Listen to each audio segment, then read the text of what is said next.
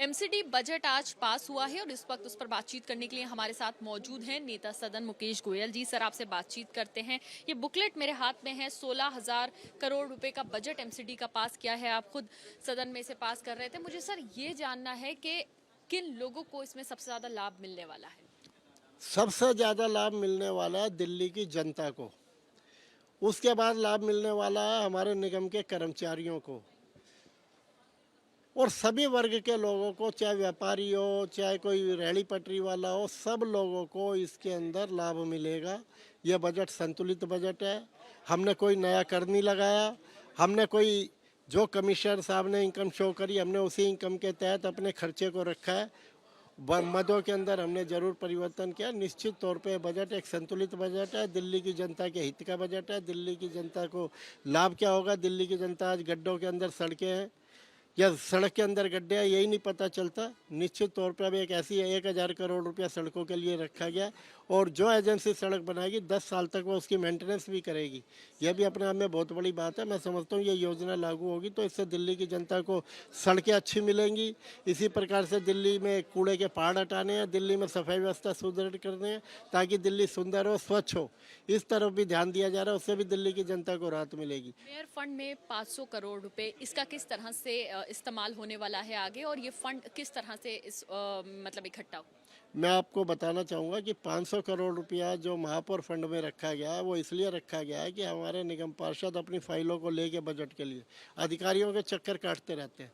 उसमें थोड़ी कमी आएगी और महापौर महोदय पे भी अधिकार होगा कि वो अपने 250 के 250 निगम पार्षदों में से विवेक के अनुसार जो जहाँ ज़रूरत ज़्यादा हो वहाँ उस बजट का उपयोग कर सकेंगे। सर, मुझे ये बताइए, इसके अलावा और किन क्षेत्रों में जो बजट का इस्तेमाल है वो ज्यादा होने वाला है? क्योंकि हमेशा से निगम की एक बड़ी समस्या ये रही है, जो देखते आए हैं, कि सैलरीज की दिक्कत बहुत बड़ी रही है। तो क्या मान सकते हैं कि जो बजट है वो बड़ा है तो सैलरीज की दिक्कत आगे किसी भी कर्मचारी को नहीं होगी? नहीं, सैलरी की समस्या मैं समझता हूँ नहीं होगी। आपको पता होगा भारतीय जनता पार्टी के शासनकाल के अंदर 8-8 महीने, 9-9 महीने, 6-6 महीने तक सैलरी नहीं मिलती थी। लेकिन अब निश्चित तौर पे ज़्यादा से ज़्यादा 1 महीने का डेडलॉक होगा।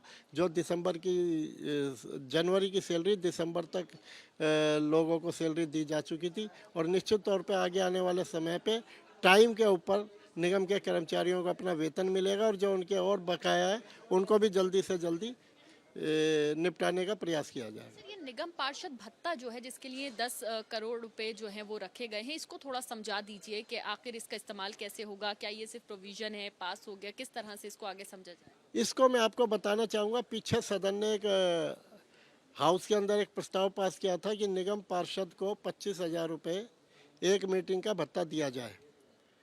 250 निगम पार्षद है। हाउस की कभी 2 मीटिंगें होती हैं और दूसरी मीटिंगें भी होती हैं। तो उसके तहत ये देखा गया है कि जब हम बजट का प्रावधान नहीं करेंगे, हमने हाउस से रेजुलेशन तो पास कर दिया, लेकिन जब तक बजट के अंदर उस राशि का प्रावधान नहीं करेंगे तो वो कैसे लागू होगा? अब दिल्ली सरकार के माध्यम से केंद्र सरकार के पास जाएगा। अब केंद्र सरकार इसके अंदर क्या राय लेता है? हमने तो अपनी तरफ से भत्ता देने के लिए तैयारी कर दिया, बाकी केंद्र सरकार के ऊपर निर्भर है कि वो क्या करेगी।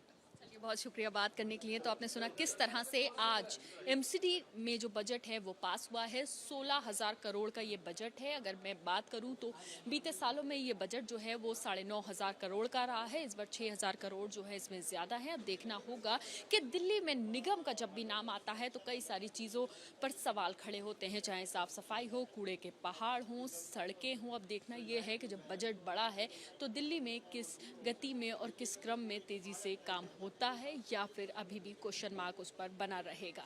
कैमरा पर्सन चंद्रदेव के साथ मदीहा खान, एबीपी न्यूज़, दिल्ली।